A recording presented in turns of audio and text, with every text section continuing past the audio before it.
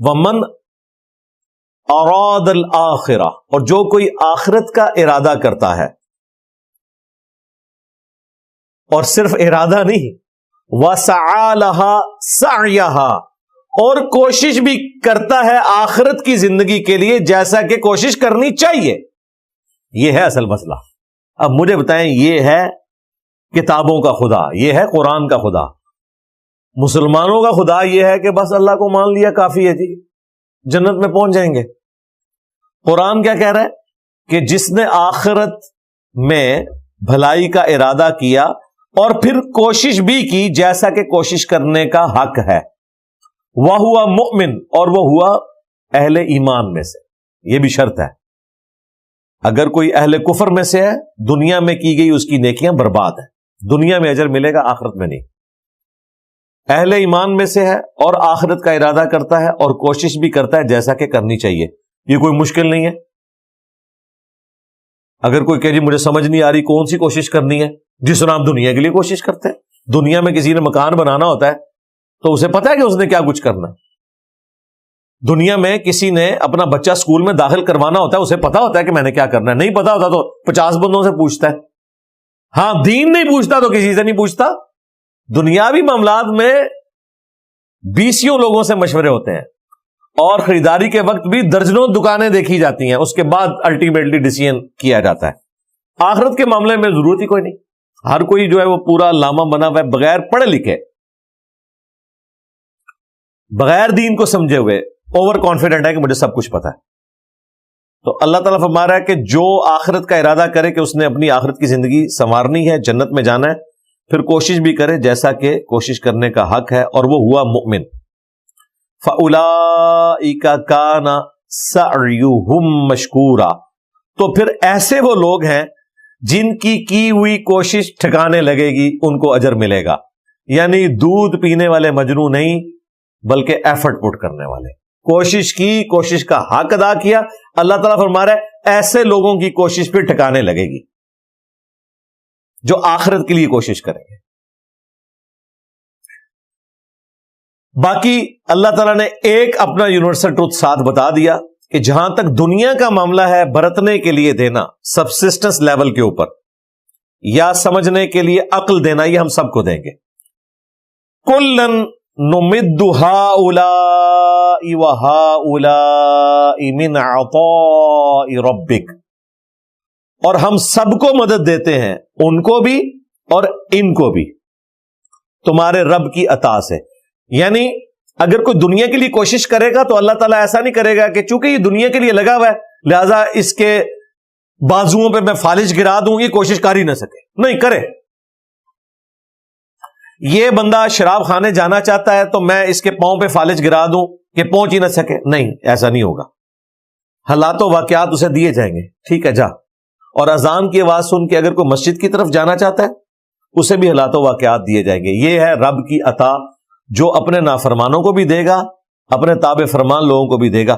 Circumstances, حالات و واقعات دے گا، باقی وہ خود چوز کریں گے.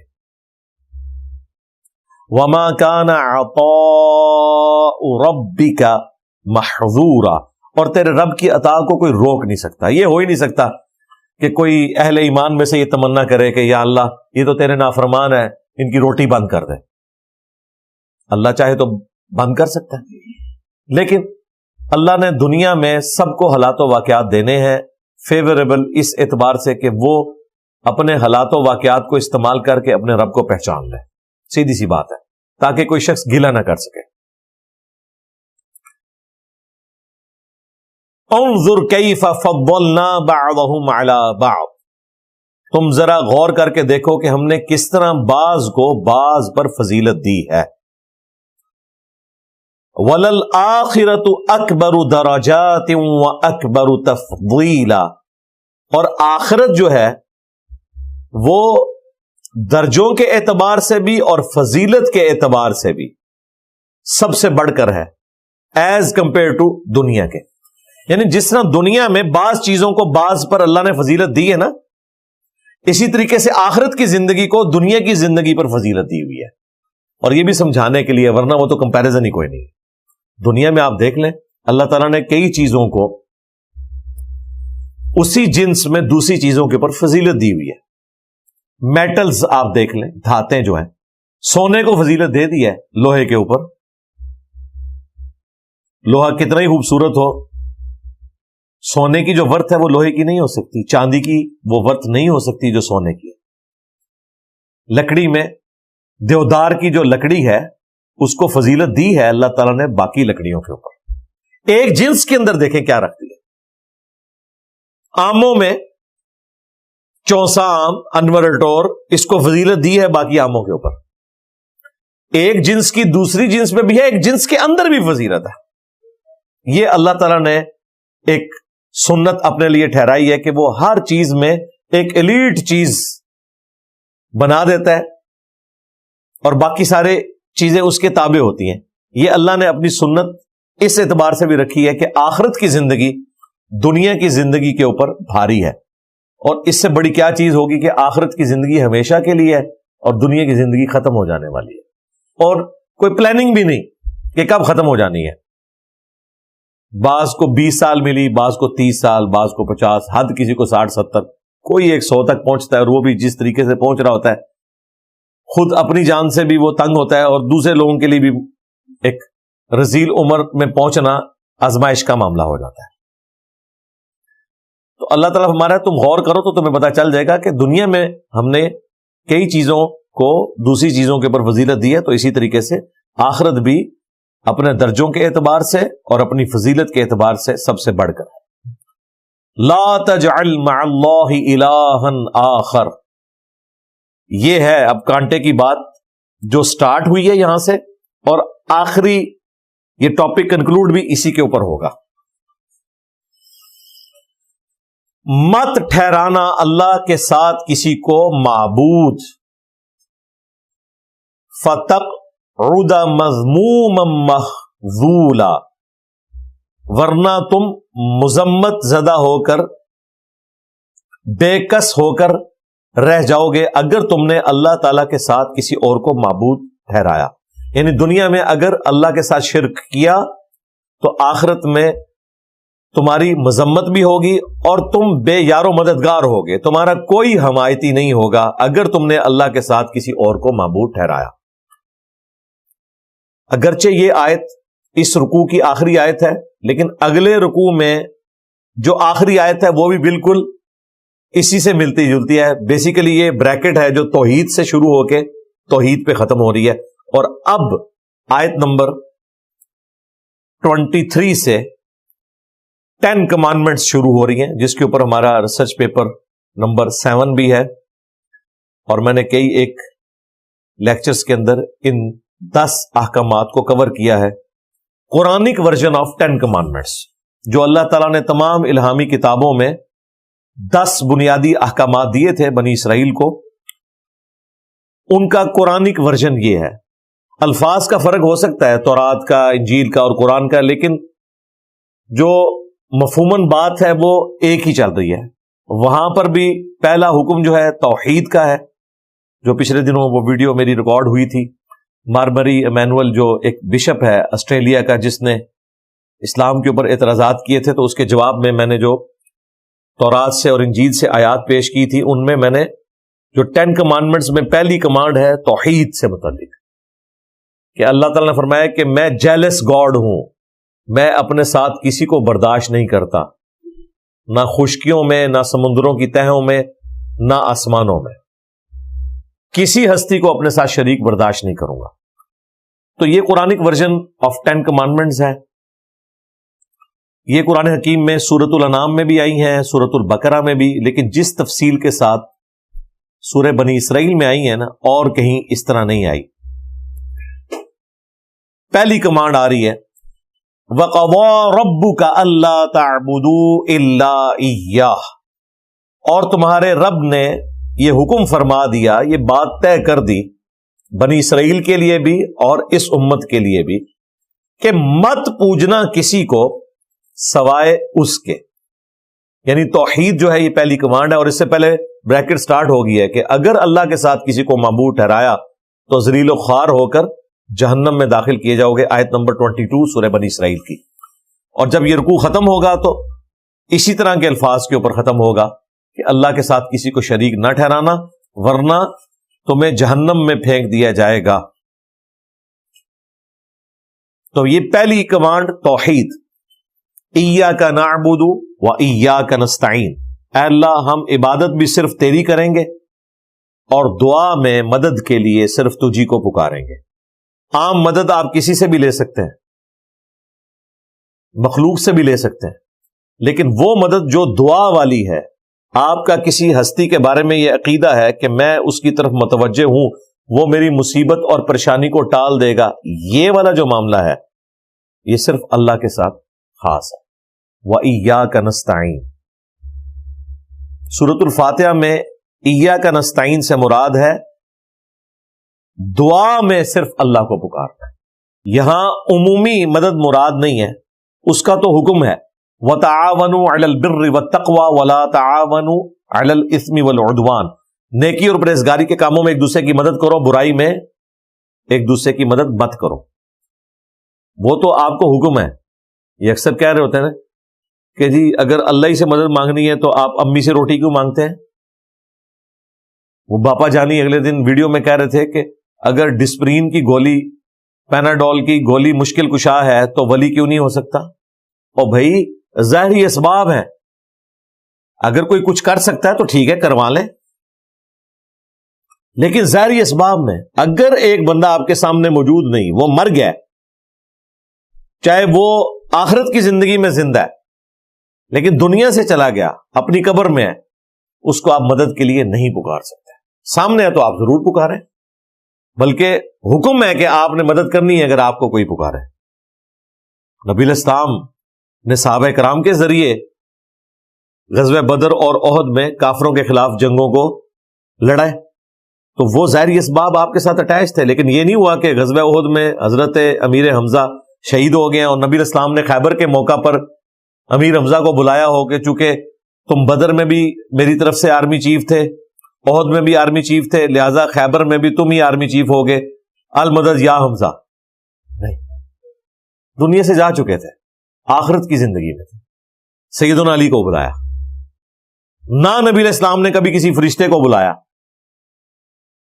کہ بدر اور احد میں فرشتے نازل ہوئے تھے تو فرشتوں آ جاؤ میری مدد کو، نہیں، وہ اللہ کی مرضی ہے فرشتے بھیجے یا نہ بھیجے، ہم نے اللہ کو پکارنا ہے۔ یہ اکثر لوگ پوچھتے ہیں کہ جی قرآن میں یہ تو آیا کہ ہم صرف تجھی سے مدد مانگتے ہیں، یعنی دعا کے لیے، یہ کہاں پہ لکھا ہوا ہے کہ اللہ کے سوا کسی اور ہستی سے نہیں مانگ سکتے؟ جناب یہ بھی لکھا ہے سورۃ النمل کی آیت نمبر 62، امن یجیب المضطر اذا دعا ویکشف السوء ویجعلکم خلفاء الارض االہ مع اللہ، بھلا بتاؤ تو کون ہے جو مصیبت اور پریشانی میں گھرے ہوئے شخص کی فریاد کو سنتا ہے اور اس سے اس کی تکلیف کو دور کر دیتا ہے اور تمہیں زمین پر اگلوں کا خلیفہ کرتا ہے؟ یعنی تمہارے ماں باپ مر جائیں گے تو تم ان کی جگہ آ جاؤ گے، تمہارے مرنے کے بعد تمہاری اولاد۔ االہ مع اللہ، کیا اللہ کے ساتھ کوئی اور معبود بھی ہے جس کی یہ کوالٹی ہو کہ مصیبت اور پریشانی میں گھرے ہوئے شخص کی دعا کو سنے؟ لہذا اس آیت میں اللہ تعالیٰ نے واضح فرما دیا کہ اگر تمہارا یہ عقیدہ ہے کہ مصیبت اور پریشانی میں کوئی تمہارا حاجت روا ہے دعا قبول کرنے کے اعتبار سے، ظاہری اسباب کی نہیں بات ہو رہی، دعا قبول کرنے کے اعتبار سے، تو گویا تم نے اسے معبود مان لیا۔ ہاں، اسباب کے اعتبار سے اللہ نے خود اسباب کو ہماری مصیبت اور پریشانی کو ٹالنے کا ذریعہ بنایا۔ پیاس لگے گی تو ہم پانی پیئیں گے، ہم دعا نہیں کریں گے کہ یا اللہ میری پیاس ختم کر دے، کیونکہ اللہ نے پہلے ہی حکم دیا ہوا ہے کہ یہ ہے وہ سبب، اسے اختیار کرو۔ بھوک لگے گی تو روٹی کھائیں گے، وہ پیغمبروں نے بھی کھانی ہے۔ سورۃ المائدہ میں آیا کہ عیسیٰ اور ان کی ماں دونوں کھانا کھایا کرتے تھے۔ ایسوں کو پوچھ رہے ہو کہ جو نہ تمہارے نقصان کے مالک ہیں نہ نفع کے، یعنی وہ خود کھانا کھانے کے محتاج ہیں، عیسیٰ اور ان کی والدہ، وہ تمہارے مشکل کشا کیسے ہو سکتے ہیں؟ وہ تو اپنے نفع نقصان کے مالک بھی نہیں ہے۔ اللہ تعالیٰ ہی سننے والا اور علم والا ہے، یہ اللہ کی کوالٹی ہے۔ اگر اسباب کو کسی نے اس اعتبار سے پکارنا ہے تو بھائی اس پلانٹ ارتھ پہ سب سے بڑا اگر کوئی مشکل کشا ہے تو وہ سورج ہے. کوئی پیغمبر، کوئی فرشتہ، کوئی اور مخلوق اس لیول کی مشکل کشا نہیں ہے اللہ کے پیدا کردہ اسباب میں سے. کیونکہ پیغمبر تو خود سورج کے اوپر ڈیپینڈنٹ ہے. عیسیٰ اور ان کی ماں کھانا کھایا کرتے تھے. وہ کھانا کون بناتا ہے؟ سورج. سورج کی وجہ سے کھیتیاں پکتی ہیں، ان کھیتیوں کو جانور کھاتے ہیں، انہی کھیتیوں کو ہم بھی کھاتے ہیں. اور جب ہمیں جانوروں کا گوشت چاہیے ہوتا ہے تو ہم ان جانوروں کو کھا رہے ہوتے ہیں جن کی خوراک انہی کھیتیوں سے آئی ہوتی ہے. اور وہ کھیتی پکتی کس طرح ہے، اگتی کس طرح ہے؟ سورج کی وجہ سے، اس کی روشنی کی وجہ سے. اور صرف روشنی نہیں، جس پانی سے وہ کھیتی پرمان چڑھ رہی ہے وہ پانی بھی سورج کی وجہ سے برستا ہے. ورنہ سمندر کا پانی آپ کی کھیتی تک پہنچ ہی نہیں سکتا اگر سورج نہ ہو. سورج کی تپش کی وجہ سے وہ پانی ویپریٹ ہوتا ہے، اور پھر سورج کی وجہ سے زمین پر ہوائیں چلتی ہیں، وہ بادلوں کی شکل میں اس پانی کو لا کر برساتی ہیں، گلیشیئرز کی فارم میں پہاڑوں کے اوپر سٹور کرتی ہیں. پھر اسی سورج کی تپش سے وہ گلیشیئر پگھلتے ہیں، دریا چلتے ہیں، اور زمین کے نیچے بھی دریا چلتے ہیں جو ہم پانی زمین سے نکالتے ہیں. یہ دریا جو زمین کے نیچے چل رہے ہیں یہ بھی اسی پانی سے جڑے ہوئے ہیں. پیچھے سے آپ کو صرف اوپر کے دریا نظر آ رہے ہیں، نیچے بھی دریا ہے. تو دنیا میں موسموں کا بدلنا، ہواؤں کا چلنا، بارش کا ہونا، کھیتی کا پکنا، فروٹ کا پکنا، اس کا اگنا، اور جانوروں کی خوراک جو زمین سے آ رہی ہے، یہ ساری کی ساری چیزیں ایک سورج کے اوپر ڈیپینڈنٹ ہیں. لیکن اللہ کے فضل سے آج تک کسی کلمہ گو مشرک کو بھی یہ وہم نہیں آیا کہ سورج جو ہے یہ میرا مشکل کشا ہے، المدد یا سورج. ہم کہتے ہیں یار اس کی کیا اوقات ہے، یہ تو اللہ نے اسے کام میں لگا دیا. بھئی جسے اللہ نے کام میں لگایا ہوا ہے اس کی تو اوقات ہم سمجھ ہی نہیں رہے، اور جسے اللہ نے کسی کام نہیں لگایا ہوا اس کو ہم کہہ رہے ہیں غوث پاک میری مدد فرمائے. غوث پاک کو تو پتہ ہی نہیں ہے. غوث پاک تو خود سورج کے اوپر ڈیپینڈنٹ تھے. تو سائنس نے جس طریقے سے اللہ کا تعارف کروایا ہے اس کے بعد شرک کی کوئی گنجائش ہی نہیں نکلتی. حقیقت بات ہے. جسے تھوڑا سا بھی علم ہے نا کہ یہ کائنات کا نظام کیسے چل رہا ہے، وہ کسی انسان کو معبود ماننے کا سوچ بھی نہیں سکتا. Not at all. کہ وہ کسی بزرگ کو، کسی بابے کو، کسی پیغمبر کو، کسی فرشتے کو یہ سمجھ لے کہ یہ میرا مشکل کشا حاجت روا ہے. دعا کروا سکتے ہیں، وہ برحق ہے. کسی کے پاس جائیں دعا کروائیں. پیغمبر ہوا، اب تو ختم نبوت ہو چکی. اگر نبی الاسلام دنیا میں موجود ہوتے ہم اپنی پریشانیاں انہی کو بتاتے، وہ دعا کرتے. اللہ چاہتا تو ان کے ہاتھوں پر معجزات بھی ظاہر ہوتے جس طرح ہوئے. لیکن جب پیغمبر دنیا میں نہیں رہے اب آپ انہیں پکاریں گے نہیں مدد کے لیے. وہ سیدنا عمر نے عقیدہ بتا دیا. صحیح بخاری کی ایک حدیث 1010 اللہم انا کننا نتوسل الیک بنبینا. اے اللہ پہلے پہل ہم تیرے نبی کے ذریعے توسل اختیار کرتے تھے، ان کی دعا کی برکت سے تو بارش نازل فرماتا تھا. اب ہم تیرے نبی کے چچا کو لے کے آئے، ان کی دعا کی برکت سے بارش نازل فرما. یعنی جو سامنے موجود ہے اس سے دعا کروا. یہ والا توسل اور وسیلہ حقیقی توسل اور وسیلہ ہے. باقی لوگوں نے اپنی طرف سے چیزیں بنا لی ہوئی ہیں، توسل کے نام کے اوپر استمداد کر رہے ہوتے ہیں. پھر بخاری اور مسلم کی وہ حدیث کہ 70 صحابہ کو جب دھوکے سے شہید کیا گیا تو انہوں نے شہید ہوتے وقت دعا کی. عاصم بن ثابت انصاری جو ان کے لیڈر تھے، انہوں نے دعا کی اے اللہ ہمارے نبی کو ہمارے حال کی خبر کر دینا، ہم ان کے دین کے اوپر قائم ہیں اور ہم اپنے رب سے مل رہے ہیں اس حال میں کہ ہم اپنے رب سے راضی ہیں اور ہمارا رب ہم سے راضی ہے. بخاری مسلم کے الفاظ ہیں کہ جب انہوں نے یہ دعا کی تو صحیح بخاری میں آتا ہے کہ حضرت جبرائیل علیہ السلام کو اللہ تعالیٰ نے رسول اللہ کے پاس بھیجا صلی اللہ علیہ وآلہ وسلم اور کہا کہ آپ کے 70 قاریوں کو دھوکے سے شہید کر دیا گیا، اور انہوں نے شہید ہوتے وقت یہ دعا کی ہے. نبی علیہ السلام دنیا میں موجود ہیں، صحابہ کرام نے نبی علیہ السلام کو نہیں پکارا، اللہ کو پکارا ہے کہ ہماری خبر ہمارے نبی تک پہنچا دیں۔ اس ایک حدیث نے 3 عقیدے کلیئر کر دیے۔ نمبر 1، صحابہ کرام کا یہ عقیدہ تھا کہ عالم الغیب اللہ ہے، ہم اللہ کو بتائیں گے تو وہ ہمارے نبی کو غیبی خبر دے گا۔ علم غیب کا عقیدہ کلیئر۔ دوسرا عقیدہ حاضر و ناظر، جو یہ کہتے ہیں کہ نبی علیہ السلام مدینہ شریف میں قبر اطہر میں موجود ہیں اور پوری دنیا کو دیکھ رہے ہیں۔ بھئی نبی علیہ السلام قبر مبارک سے باہر جب مسجد نبوی میں بیٹھے ہوئے تھے تب بھی صرف اتنا ہی دیکھتے تھے جو اللہ دکھاتا تھا۔ صحیح بخاری میں آتا ہے غزوہ موتا کے موقع پر نبی علیہ السلام کو اللہ نے لائیو منظر دکھایا۔ آپ نے کہا کہ میرے زید کو شہید کر دیا گیا، میرے جعفر کو شہید کر دیا گیا، میرے عبداللہ کو شہید کر دیا گیا، اور اب مسلمانوں نے کنسنسس کے ساتھ اللہ کی تلواروں میں سے ایک تلوار خالد ابن ولید کو چنا ہے۔ میں اللہ سے امید کرتا ہوں کہ اللہ تعالیٰ مسلمانوں کو فتح دے گا۔ اب یہاں پہ منظر دکھایا جا رہا تھا، لیکن عاصم بن ثابت انصاری والا منظر دکھایا نہیں جا رہا تھا، وہ فرشتے کے ذریعے بتایا گیا، لیکن پیچھے اللہ ہی ہے، کسی کے اختیار میں چیز نہیں۔ تو حاضر و ناظر کا عقیدہ۔ اور تیسرا، جو یہ بزرگوں کو مدد کے لیے پکارتے ہیں، صحابہ کرام نے نہیں کہا یا رسول اللہ انظر حالنا، ان کا اے اللہ ہمارے حال کی خبر ہمارے نبی کو کر دے، یہ نہیں کہا کہ یا رسول اللہ ہمارے حال کی خبر لے۔ تو غیر اللہ سے مدد مانگنا، استعانت والا عقیدہ، یہ بھی اس حدیث نے کلیئر کر دیا۔ یہ حدیث بخاری میں بھی ہے، مسلم میں بھی ہے، اس لیے میں نے اپنے ریسرچ پیپر دعا صرف اللہ ہی سے، جس پہ ویڈیو بھی ریکارڈ ہے، اسی حدیث کو ایمفسائز کیا ہے کہ یہ ایک حدیث 3 عقیدے کلیئر کرتی ہے۔ اس کے باوجود اگر کسی کو بات سمجھ نہیں آ رہی یا وہ سمجھنا نہیں چاہتا تو ٹھیک ہے، جو مرضی کرے۔ پھر یہ دھوکہ دینا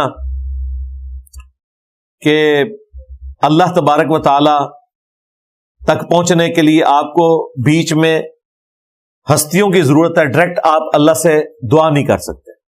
اس اعتبار سے تو پیغمبروں کی ضرورت ہے کہ ہم نے پیغمبروں کے ذریعے دین سیکھنا ہے، لیکن پیغمبروں نے ہمیں دعا کا سلیقہ یہ بتایا ہے کہ دعا آپ نے ڈائریکٹ اللہ سے مانگنی ہے۔ نبی علیہ السلام سے بڑی کون سی ہستی ہے؟ قرآن میں آیا وَإِذَا سَأَلَكَ عِبَادِي عَنِّي فَإِنِّي قَرِيب۔ اے نبی، جب آپ سے میرے بندے میرے متعلق پوچھتے ہیں نا، ہمارا رب کدھر ہے، ہم اس سے کیسے باتیں کریں، ہم اس سے کیسے مانگیں، تو فرمائے فَإِنِّي قَرِيب، میں تمہارے بالکل قریب ہوں۔ اجیب الدعوۃ الداعی اذا دعان، ہر پکارنے والے کی پکار کو سنتا ہوں جب وہ مجھے پکارتا ہے۔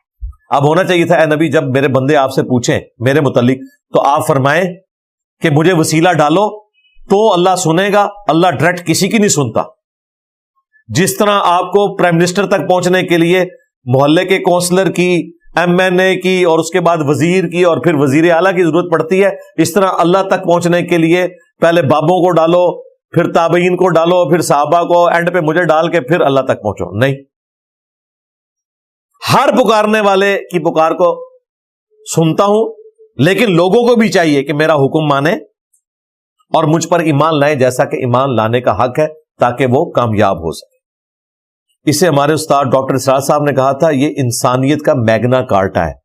میگنا کارٹا 16ویں اور 17ویں صدی عیسوی میں جب پوری دنیا کو رول کر رہی تھی گریٹ برٹن، تو وہاں پہ انہوں نے آئین میں یہ چیز داخل کی تھی کہ ہر شہری کا حق ہے جو ہماری سلطنت میں رہتا ہے کہ وہ اپنے حکمران سے ڈائریکٹ اپنا مسئلہ ڈسکس کر سکتا ہے۔ اس قانون کا نام انہوں نے رکھا تھا میگنا کارٹا۔ اور دیکھیں آپ کو یورپ اور امریکہ میں برکات نظر آ رہی ہیں، قانون کی حکمرانی نظر آ رہی ہے، وہ تو اس سے بھی آگے جا چکے ہیں۔ پرائم منسٹر سے تو کہنے کی ضرورت نہیں ہے، عدلیہ آپ کے مسئلے کو حل کرے گی۔ اسی لیے تو آپ پرائم منسٹر ہیں تو ایک ڈاکٹر چھوٹے سے ہاسپٹل کا وہ آپ کو ڈانٹے گا کہ تم میری اجازت کے بغیر کس طرح اندر آ گئے، کیونکہ اسے پتا ہے کہ پرائم منسٹر مجھے نہیں فارغ کر سکتا، جوڈیشری اتنی مضبوط ہے، میں اپنی ڈیوٹی صحیح دے رہا ہوں۔ ڈیوڈ کیمرون کو نکال دیا تھا نا ڈاکٹر نے، اور وہ بھی سوری بول رہا ہے، کس طرح ڈرا ہوا ہے۔ یہاں ہمارے پرائم منسٹر کسی ہاسپٹل میں چلے جائے تو اسے خوش کرنے کے لیے پہلے جعلی مریض لٹائے جاتے ہیں، اور اگر زیادہ کہیں مریض موجود ہوں تو غائب کر دیے جاتے ہیں کہ یہاں سے راستہ ذرا کلیئر کرنا ہے۔ یہ فرق ہے۔ تو انسانیت کا میگنا کارٹا ہے وَإِذَا سَأَلَكَ عِبَادِي عَنِّي فَإِنِّي قَرِيب اجیب الدعوۃ الداعی اذا دعان فلیستجیبوا لی ولیؤمنوا بی لعلہم یرشدون.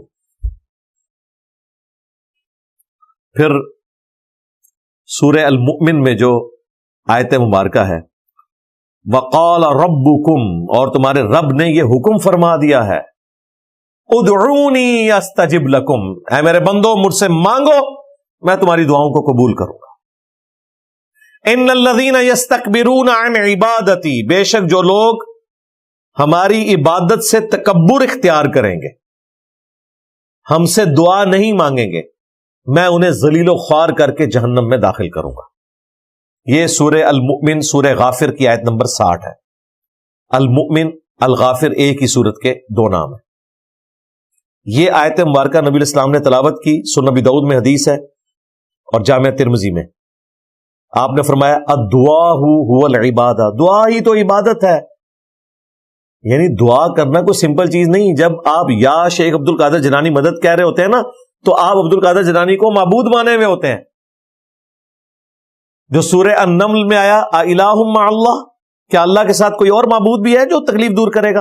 اور نبی علیہ السلام کیا کہہ رہے ہیں الدعاء هو العبادہ، دعا ہی تو عبادت ہے.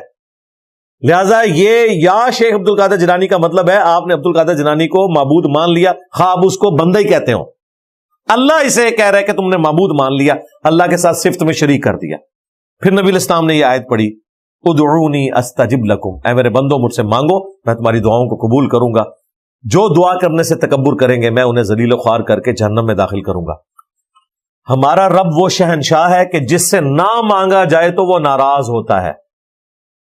دنیا کے شہنشاہوں سے مانگا جائے، زیادہ مانگا جائے تو وہ ناراض ہوتے ہیں، اور اللہ وہ شہنشاہ ہے کہ جس سے نہ مانگا جائے تو وہ ناراض ہوتا ہے.